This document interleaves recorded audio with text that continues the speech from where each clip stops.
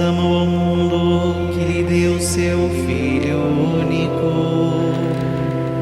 Todo aquele que crer nele há de ter a vida eterna.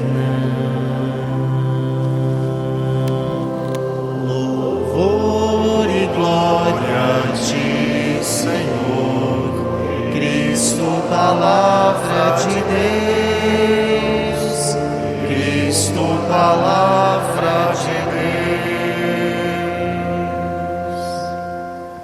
O Senhor esteja convosco. Ele está no meio de nós. Anúncio do Evangelho de Jesus Cristo narrado segundo João. Glória a vós, Senhor.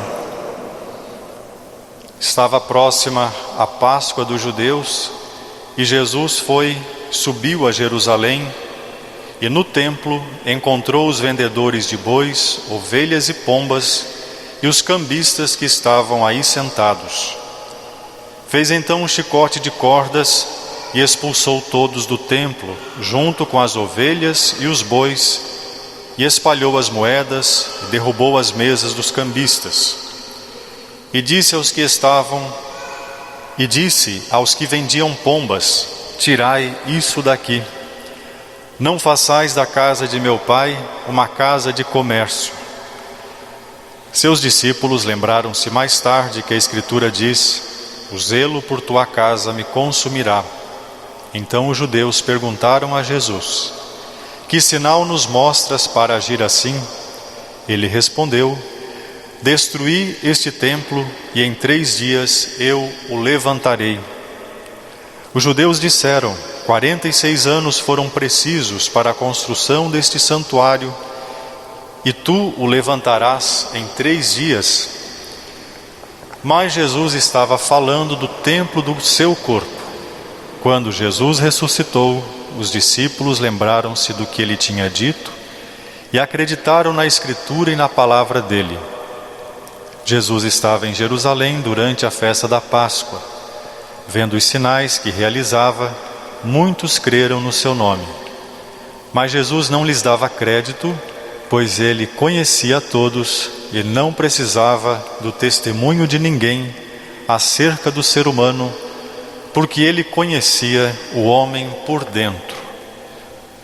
Esta é para nós palavra da nossa salvação.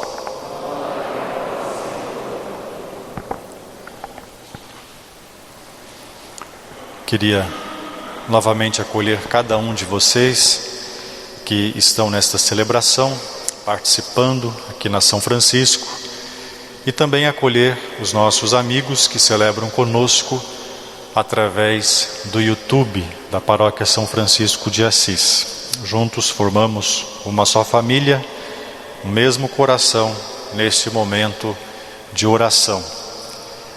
A primeira parte da Eucaristia, da missa, é o momento em que nós ouvimos a palavra de Deus, a chamada mesa da palavra. E eu queria começar essa partilha da palavra a partir daquilo que nós repetíamos no Salmo 18, quando dizíamos este refrão, cantando: Senhor, tens palavras de vida eterna. A eternidade para nós cristãos, seguidores da palavra do Cristo, da palavra de Deus, não é uma mera esperança, mas é uma certeza. Nós buscamos a eternidade que o Senhor continuamente nos promete. E é esta eternidade, ou a esta eternidade, que nós entregamos às pessoas que nos antecedem à eternidade, ou na presença de Deus, aqueles que já partiram deste mundo.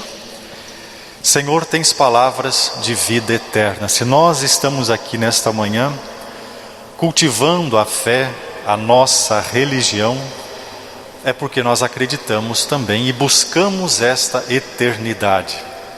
Deus continuamente faz uma promessa para o seu povo, faz uma aliança com o seu povo. Assim, no Antigo Testamento, no livro do Êxodo, nós ouvíamos que Deus prometeu àquele povo que estava na escravidão na terra do Egito, prometeu a eternidade para eles, que era sinônimo de terra prometida, terra onde corria leite e mel, terra onde não haveria tristeza. O livro do Apocalipse vai dizer que na vida futura, nós viveremos num mundo onde não há tristeza, onde não há sofrimento, mas só alegria e contentamento. O povo de Deus, ao sair da terra da escravidão, precisou rumar, portanto, ir em busca desta eternidade, desta terra prometida. Mas nesse itinerário longo, por sinal, Deus precisou mandar também a sua palavra. Então hoje, no livro do Êxodo, nós encontramos as 10 palavras, ou, como nós falamos, os 10 mandamentos de Deus. 10 mandamentos que, a meu ver, retratam para nós o amor de Deus. Dirigir a palavra a alguém é sinal de compromisso, é sinal de proximidade com aquela pessoa, de interesse pelo bem daquela pessoa. Se você não tem interesse no bem de alguém, você não vai lhe dirigir a palavra, você não vai se interessar por aquela pessoa. Deus, através de Moisés, as tábuas da lei foram dadas ao povo através de Moisés, ele manifesta o seu interesse na vida daquelas pessoas que estavam se perdendo no deserto, símbolo da vida, dando-lhes esta palavra. E chama a atenção para nós que destas 10 palavras, os 10 mandamentos, apenas 3 são referentes ao ser humano e Deus. Por exemplo, amar a Deus sobre todas as coisas, não tomar seu santo nome em vão, enfim. 3 mandamentos se referem a nosso relacionamento com Deus. As outras palavras referem-se à convivência entre a comunidade daquele povo que estava no deserto. Mas nós também que estamos nesse deserto, na vida, rumando, seguindo, precisando sempre dessa palavra que também deve ser derramada sobre cada um de nós. Então, é exatamente essa palavra para os seres humanos, não levantar falso testemunho, não cobiçar aquilo que é do outro, não roubar, não furtar, enfim, não fazer mal a outra pessoa, respeitar o que é do outro ou o que é alheio, para que a vida possa acontecer da melhor forma possível, porque senão vira um caos, as pessoas se matam, as pessoas se prejudicam e ninguém é feliz, e um concorre com o outro, e o discurso se torna difícil, complicado e violento. Então, por isso que a palavra de Deus, ela vem para colocar uma certa ordem, para dar sentido e dizer: se vocês quiserem chegar à terra prometida, tenham essa palavra como baliza, tenham essa palavra como um norte, como uma luz, porque dá certo. Dessa forma dá certo, e vocês, Deus dizendo, chegarão à terra prometida. Então essa palavra é um sinal de carinho, de afago, de compromisso por todos nós. É como um pai e uma mãe que, no interesse do bem do seu filho, lhe diz: não faça isso, faça aquilo, proíbe algumas coisas e manda que sejam feitas outras. Isso não é sinal de peso, ou um sinal, digamos, de um sinal mau que alguém possa dar. É sinal que você quer o bem de alguém. Assim é sinal de que Deus quer também o nosso bem, a nossa felicidade, a nossa realização enquanto filhos e filhas de Deus. Então a palavra de Deus brilha nesta leitura que nós ouvíamos. Depois, um outro pilar dessa liturgia nós encontramos no Evangelho segundo João, em que João narra para nós que Jesus vai ao templo de Jerusalém por ocasião da festa judaica. A festa judaica, a Páscoa judaica, aliás, era a memória da saída do povo do Egito, a travessia pelo Mar Vermelho. Jesus chega nesta ocasião no templo de Jerusalém e diz que lá ele encontra todo tipo de vendedores de bois, ovelhas, pombas, cambistas, trocando moedas e fazendo todo tipo de comércio. E diz que ele toma um chicote e expulsa tudo isso. Diz que as pombas, os pássaros que lá estavam, ele só diz: tire isso daqui.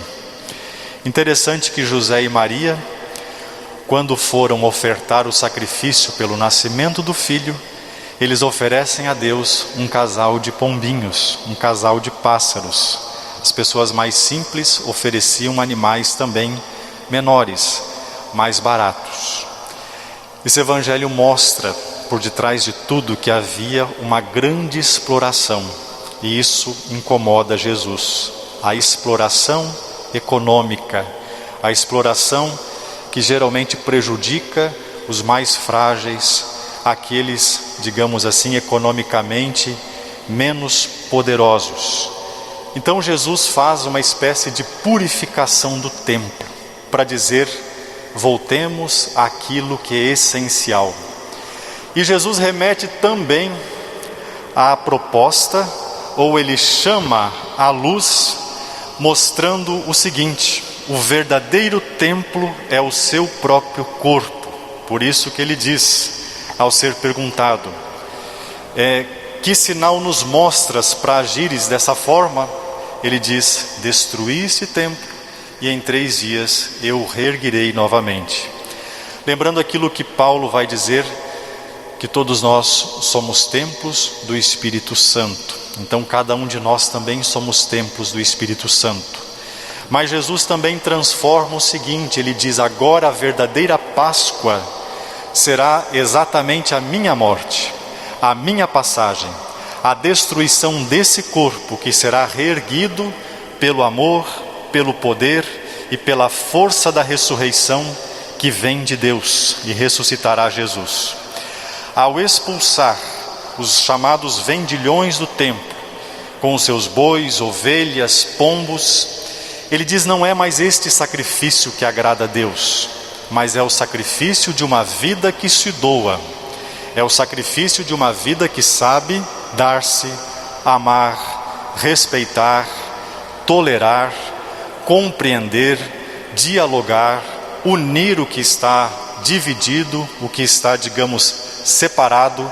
É isso que agrada a Deus.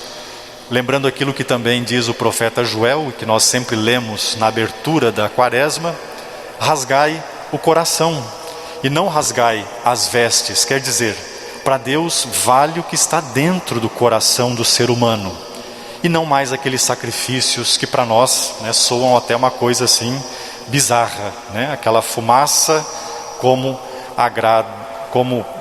digamos uma proposta para agradar a Deus. Expulsando tudo isso, Jesus expulsa os vendilhões. Ele mostra para nós que é importante, principalmente nesse tempo da Quaresma, nós expulsarmos também de dentro de nós aquilo que nos prejudica, aquilo que não contribui para a nossa fé, para o nosso cristianismo. Quem sabe preconceitos, julgamentos, quem sabe palavras que possam ofender as outras pessoas, para que fiquemos com o essencial.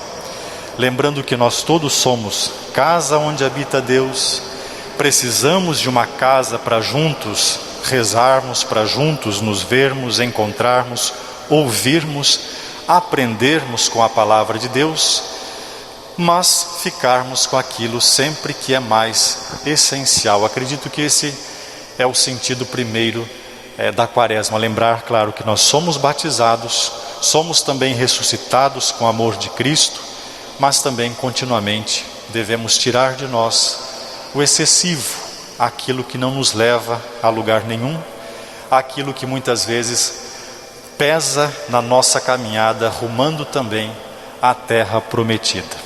O Senhor está sempre conosco, esta é a nossa certeza. Ele caminha conosco pelos desertos, e pelos jardins da nossa vida.